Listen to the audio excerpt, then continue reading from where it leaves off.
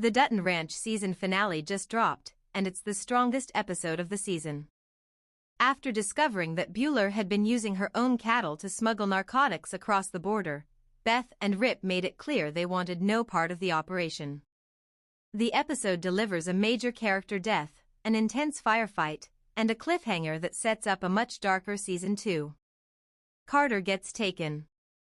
Carter's arc has been grating all season, and his refusal to listen to Beth and Rip finally catches up with him. Planning to run off with Oriana after learning she's pregnant, he spends his days drinking and moping in the same spot Dwight used to occupy, a man who wants to be nobody, and who therefore has nobody left to protect him. After Beth and Rip survive an assassination attempt ordered by Mariano, whose men had been running an operation out of the Temple Ranch for 15 years, Mariano realizes the best way to hurt them is through Carter. Carter ignores their warnings and even brushes off Beth directly. When a knock comes at his door, he assumes it's Oriana. Instead, one of Mariano's men knocks him out and abducts him, turning him into leverage. The big reveal. The finale finally explains Mariano's backstory. He took the blame for a murder Bueller's father actually committed, which is why he was exiled to Mexico. He wanted his daughter to look after Robil in his absence, and staged his own death to keep the truth buried. His resentment toward the Temple Ranch deepened after his wife was killed near the border.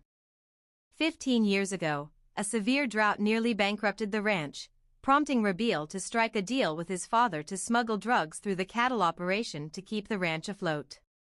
Bueller, overwhelmed by guilt, wanted out, which is why she pulled Beth and Rip into the operation, believing they'd handle it better than her own brothers.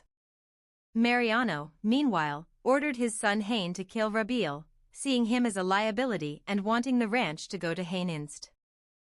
Hayne follows through, surprising given his hesitation back in episode 2, and Oriana appears to catch a glimpse of the getaway car, which could come back to haunt him later.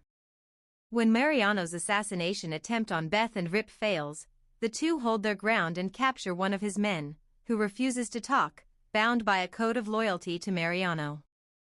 The episode closes with Mariano informing Beth that Carter has been taken. Rip's response says it all: they don't want Carter. They want us. Beth's reply: then they're going to get us. This was a genuinely strong finale.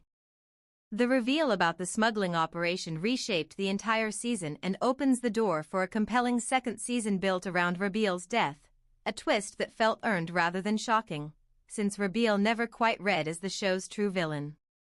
His farewell scene with Oriana, admitting he wasn't a great father but that she was the one honest thing on the ranch, gave his arc a satisfying close.